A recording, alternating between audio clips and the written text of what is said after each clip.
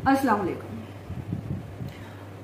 भारत आप जानते हैं पाकिस्तान के साथ एक बहुत ज्यादा कशीदगी के मोड में जा चुका है, बल्कि वहां के रहने वाले जो लोग हैं और इंडियन मीडिया है वो बाकायदा एक जंग का माहौल बनाकर बैठ चुका है। ऐसे जैसे जंगी तराने गूंज रहे हैं फिजाओं में, टैंक तैयार हो चुके हैं और पाकिस्तान में बल्कि ऐसी रिपोर्टिंग रिडिकुलस किस्म की रिपोर्टिंग हो रही है कि जी टैंक जैसे तैयार हो चुके हैं और पाकिस्तान में लोग बड़ी जल्दी कर रहे हैं और पेट्रोल पंप्स पे रश पड़ चुका है पेट्रोल लेने के लिए और बहुत ही ज्यादा पैनिक की सिचुएशन हो गई है पाकिस्तान में। और पाकिस्तान में क्या हो रहा है, पाकिस्तान में पंजाब में डॉक्टर्स वजीर आला हाउस के बाहर बैठे हुए हैं, पंजाब में सिंध वाले अपने पानी के लिए बैठे हुए हैं, पंजाब में बलोच यकजहती कमेटी वाले जेलों के अंदर बैठे हुए हैं और पख्तूनख्वा में तो खैर जो हाल है पीटीएम जेयूआई और पाकिस्तान तहरीक इंसाफ आपस में नेक टू नेक बैठे हुए हैं।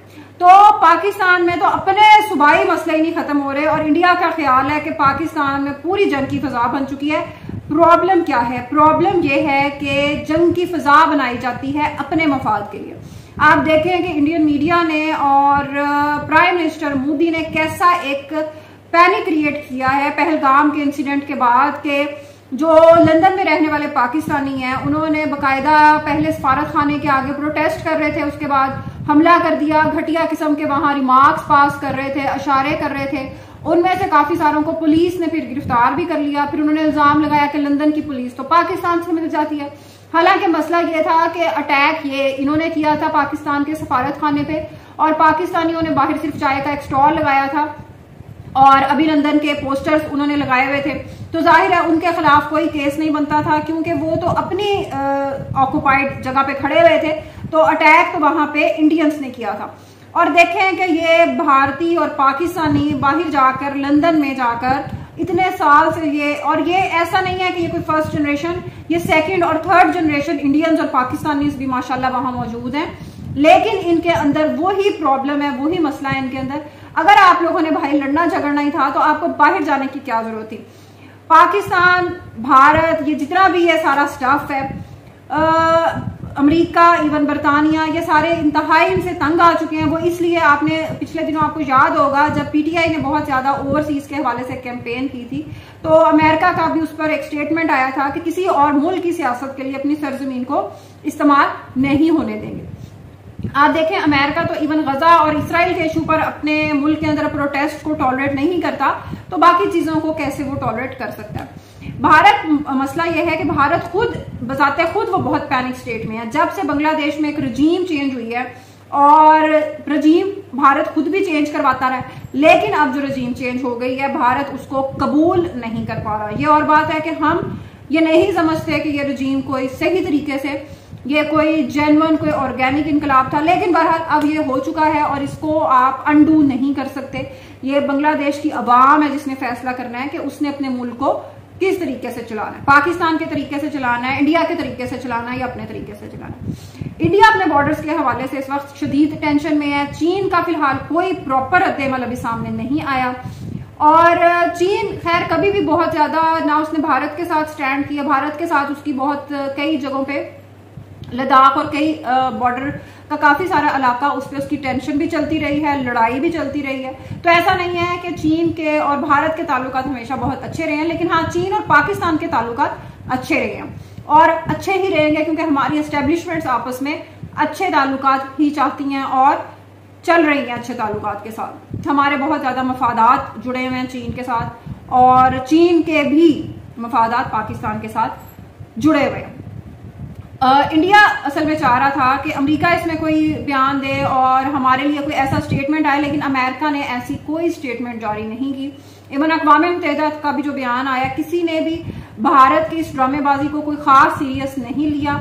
ये और बात है कि ओवरसीज इंडियंस की एक बहुत बड़ी तादाद पूरी दुनिया में फैली हुई है और जाहिर है वो मीडिया में भी मौजूद है और वो भी जो प्रॉपर ऑर्गेनिक इंडियन मीडिया में जो पैनिक है वो भी उसको प्रोपेगेट कर रहे हैं, उसको फैला रहे हैं आगे से आगे।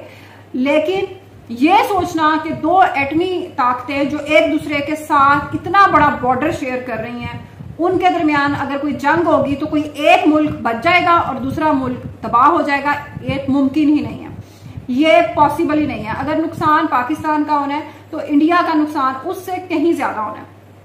तो ये बात भारत समझने में थोड़ा सा नाकाम हो रहा है, या ये शो कर रहा है कि हम नाकाम हैं। भारत में असल में इलेक्शंस, उनके भी एक सूबे में इलेक्शन होने वाले हैं, तो ये सारी जो जंग की सूरत हाल है इसको उस चक्कर में इस्तेमाल किया जा रहा है। अच्छा, पाकिस्तान के जो इलेक्शन है उनमें भारत और कश्मीर काफी अरसा हो गया है इलेक्शन के एजेंडे से, इलेक्शन के मैनिफेस्टो से गायब हो चुके हैं। लेकिन भारत में ये एक नया ट्रेंड सामने आया है, और जब भी भारत में कोई इलेक्शन होता है सडनली बॉर्डर टेंस हो जाते हैं। और खास तौर पे ये मोदी साहब 2019 में भी आप जानते हैं कि यही सब कुछ हुआ था, और ये बिल्कुल उसका एक रिवर्सल, उसकी एक रिपीट टेलीकास्ट चल रही है। और पाकिस्तान में तो अपने इतने मसले मसाइल हैं। अगर मैं पंजाब की बात करूं तो पंजाब में डॉक्टर्स 1.5-2 हफ्तों से सड़कों पर बैठे हुए हैं इस शदीद गर्मी में, और चीफ मिनिस्टर साहिबा को कोई ना इंटरेस्ट है और ना कोई भी सियासतदान या कोई भी ब्यूरोक्रेट, कोई भी ये शख्स समझ सकता है कि डॉक्टर कैसे बना जाता है, डॉक्टर कौन से घरों के बच्चे बनते हैं, किस हालात में वो जिंदगी गुजार रहे होते हैं। ये सिचुएशन समझना इनके लिए पॉसिबल ही नहीं है। इवन डॉक्टर यास्मीन राशिद की अगर आप बात करें, जो पीटीआई की हेल्थ मिनिस्टर थी, उन्होंने भी डॉक्टर्स के लिए क्या कर लिया था। उनके दौर में भी डॉक्टर्स को ऐसे डंडे मारे जा रहे थे, यही सब कुछ चल रहा था। तो ये एक नई बात नहीं है। लेकिन इसमें जो सबसे बड़ा, जिस तरीके से जब हम सिंध की बात करते हैं, बलोचिस्तान की बात करते हैं, तो हम बात करते हैं कि उनके वडेरों ने, उनके सरदारों ने भी उन्हें बहुत नुकसान पहुंचाया। इसी तरीके से पंजाब के जो डॉक्टर्स इस वक्त सड़कों में बैठे हुए हैं, इसमें सबसे बड़ा कसूर, सबसे बड़ी नाअहली इनके अपने प्रोफेसर्स की है। जो आपने को याद होगा अभी म्यू हॉस्पिटल वाला जो इंसिडेंट हुआ था, अगर आप उसमें हमारा वीलॉग उठा के देखें तो मैंने उसमें भी बात की थी कि प्रोफेसर साहब, जो वीसी साहब थे, वो हाथ बांध के खड़े हुए हैं। और यही सब डॉक्टर्स का तौर तरीका है। इन्होंने खुद ही जो इंतजामिया उनको सर पे चढ़ाया हुआ है, इन्होंने कभी कोई इंफ्रास्ट्रक्चर डॉक्टर्स का प्रॉपर बनाने के लिए कोई कोशिश नहीं की। आप इनको सिर्फ ये होता है कि हम बन जाए, हम प्रिंसिपल बन जाए, इसके अलावा इन्हें कोई इंटरेस्ट नहीं होता कि क्या चल रहा है वार्ड के अंदर, हॉस्पिटल के अंदर क्या चल रहा है, कौन सी करप्शन चल रही है, कोई दिलचस्पी नहीं है। सिर्फ अपने ओहदे से गर्ज है। यंग डॉक्टर्स के साथ जो कुछ हो रहा है ये भूल भाल गए होते हैं, कहते हैं हम भी इसी तरीके से, हम भी जलील हुए थे, इनको भी ऐसी जलील होने दो। तो ये सिचुएशन इस वक्त पंजाब में चल रही है। फिर दूसरी तरफ एयर पंजाब के नाम से मरियम नवाज साहिबा ने, हमारी जो चीफ मिनिस्टर है, उन्होंने एक नया प्रोजेक्ट लॉन्च किया। और सोचने की बात यह है कि जब पीआईए पाकिस्तान से नहीं चल पा रही, तो एयर पंजाब जैसा जो प्रोजेक्ट है उसके लिए वसाइल कहां से आएंगे। जब आप इतने ज्यादा प्राइवेटाइजेशन कर रहे हैं, आप लाखों सेहत से वाबस्ता मुलाजमीन को, डॉक्टर्स के अलावा पैरामेडिकल स्टाफ है और बेशुमार अमला है, उनको आप निकाल रहे हैं, उनको आप अस्पताल ठेके पे दे रहे हैं। तो अच्छा, वो भी डॉक्टर्स को ही कह रहे हैं कि डॉक्टर्स को, लेकिन वो डॉक्टर्स नहीं होंगे जो बेचारे नौकरी करने वाले हैं, ये अस्पताल खरीदने की औकात रखने वाले डॉक्टर्स होंगे।